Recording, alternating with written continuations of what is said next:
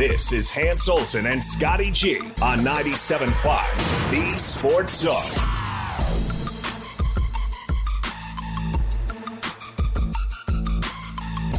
Hans Olsen, Scott Gerard, 97.5, the KSL Sports Zone.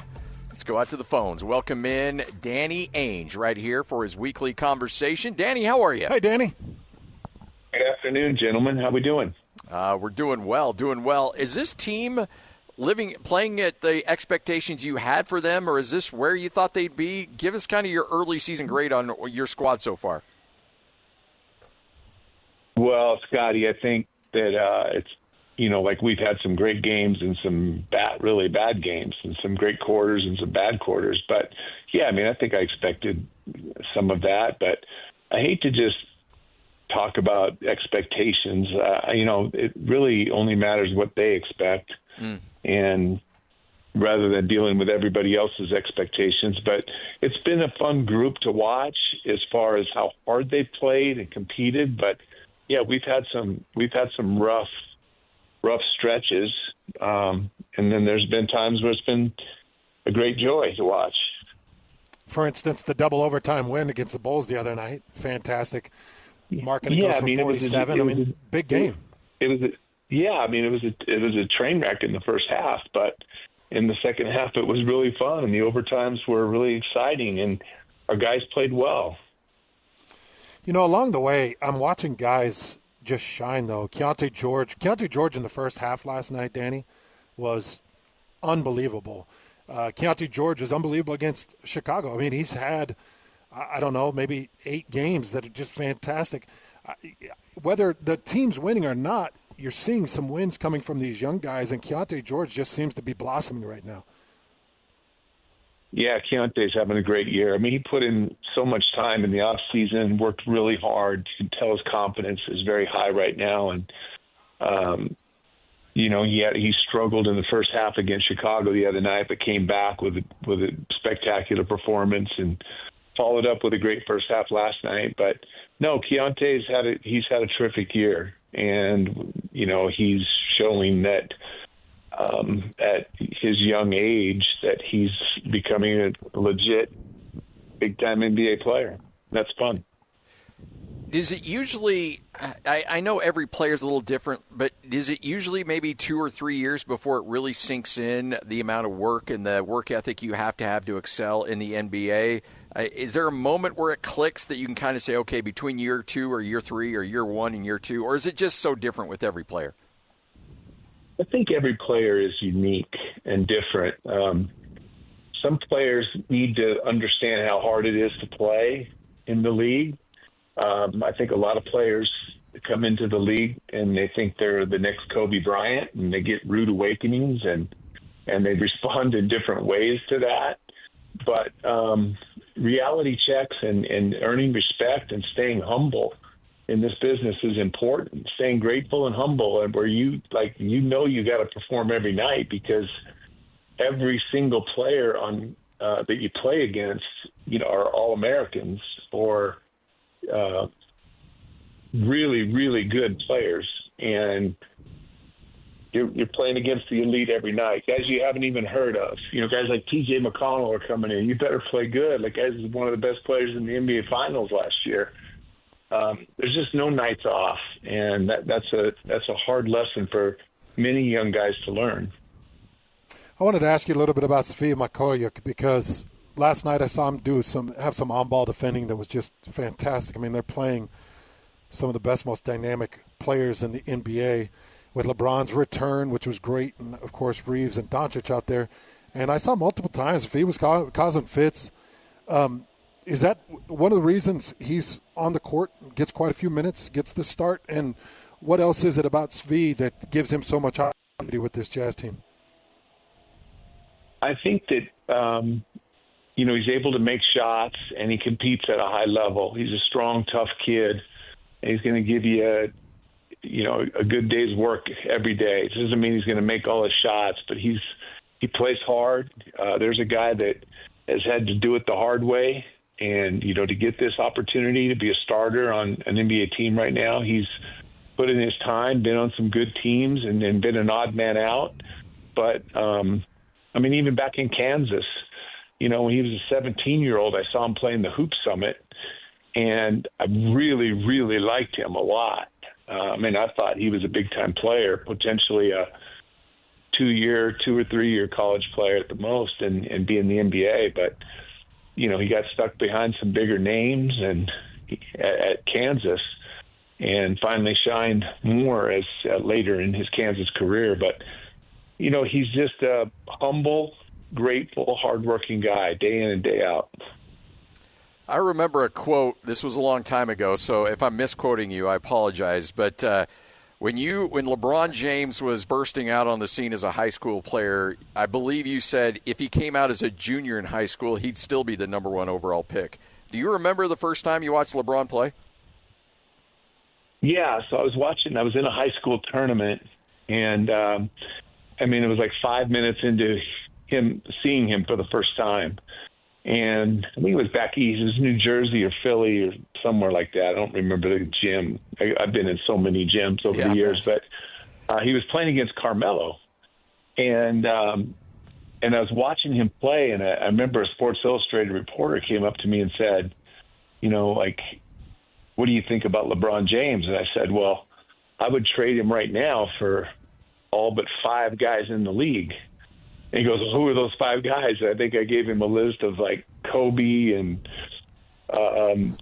maybe Nowitzki and Tim Duncan, and anyway, the list of players. And so the guy came back to me about 5 or 6 years later, and he says, wow, I talked with a lot of NBA execs. You were the only one that was you know, that strong on him and right on him. And I said, no, I was wrong on him. I should have said I'd trade him for every one of those players. But no, it was. But I did. You know, I'm surprised that he said that, because, you know, like, I don't know how it can't be more obvious when LeBron was 17 years old playing how good he was. Carmelo was really good too. You could see that also, but LeBron was really, really special. You think about it, 23rd season that he's playing in right now. It turns 41 here in just a couple weeks. 41, 23 seasons. And Scotty and I, we were doing the math on his postseason play. What did it equate to, Scotty? I think like another 4 or 5 seasons. It's like an extra 4, probably up to now 5 or 6 seasons if you just take his amount of postseason games with what he's put together. How hard is it to believe, Danny, that he's able to play that many years and still, you know, I'm watching him last night. He doesn't get off the court like he used to, but he'll find a player and he'll find the dish wherever it needs to be. How impressive is that to you that he's played that long, that many postseason games, and is at this age? Yeah, so more than the length of his career, but the quality of his career has been pretty special. I mean, 23 years, but, you know, he's had 23 good years and probably 21 spectacular years, and he's still a good player. So, yeah, I mean, I think the longevity and the excellence that he's achieved is very, very unique. Danny Ainge joining us for his weekly conversation right here on 97.5, the KSL Sports Zone. All right, when I say this, I'm not trying to get you into trouble. I'm just asking from a historic standpoint. Have you ever seen a ball boy get called for a delay of game for wiping up sweat when they're not supposed to? I never have seen that, no. I don't even know what to think, man. Like I know you got to put. Are you kidding me? Are you kidding me? That's unbelievable. Kid's just trying to do his job. It was a critical point of the game too. It's not like it was just it was critical. And there was a wet spot. A guy had, you know, gone down to the court and rolled on the court. Like, there was clearly a spot that needed to be cleaned up. So I don't. But I think the letter of the law probably is the referees need to call you out on the court before you go out there. But, you know, all you got to do is wave them off the court and hand the ball into the other team if you don't want it wiped up. But it was clearly a wet spot also. Unbelievable.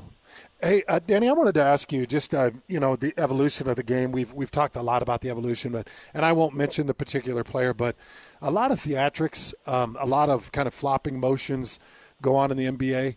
In your time in the NBA, it felt like that was just more wrong.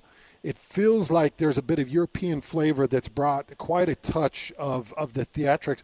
Where do you stand on the flopping and the acting to draw the whistle? Well, Hans, I would say that, it has evolved over time and gotten more and more and more. But before I say anything critical of the play and of the officiating in that regard, I would say the last 2 years in the playoffs, so the last 8 teams playing, I think the officiating is as good as I've ever seen it. Agreed. Of not falling for the flopping. Agreed. And it's been refreshing to see the guys that go in and throw their arms out, and the guys that fall down and their heads fall back. And that's been fun to watch.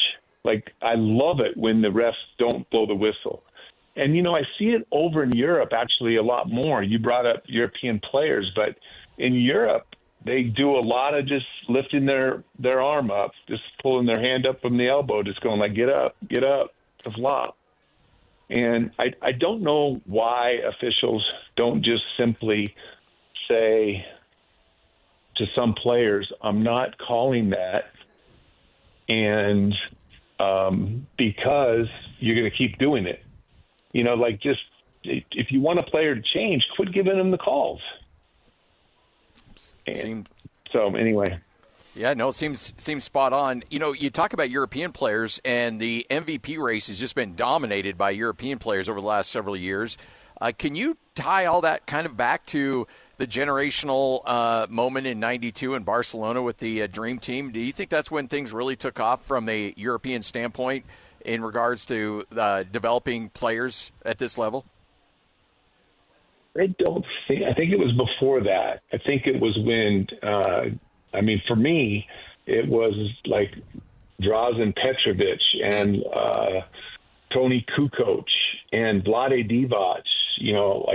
Those were just 3 of the guys were all on the same team. And then you had, Luis Scola and our San Antonio player, Ginobili, those guys on the Argentine team. I think that those teams were really, really good. And I think that's when it kind of started. And the fact that Kukoc and Divac and Drazen was on his way to being an all-star when he passed away in way too young of age. But those guys were really good. And I remember our Boston Celtics team went over there in the mid-'80s, and we saw them, and we beat them. But it was really good basketball, and we were impressed by those teams. And you could see different regions. And when a group of people grow up together and have that kind of success, it not only changes their own country's basketball, but it changes the world of basketball. But yeah, we got Giannis and Jokic and Luka right now are 3 of the best players in the world and have been. And that's good. That's great for basketball. You got to go Shea with his Canadian roots too. Oh yeah, no doubt about it. Speaking of European players, I wanted to get your thoughts on Lauri Markkanen. He's obviously putting up all-star numbers, and he looks incredible. He looks different to me. It looks like he has more touch shots to me. I mean, this is just my football random observation, Danny, but it feels like he's got more touch shots. It feels like he's got just more feel, more flow. It's not as hard of a grind to get the points. What are you seeing on Lauri Markkanen's evolution? What's brought him to a 30.6 point per game average through the first few games here?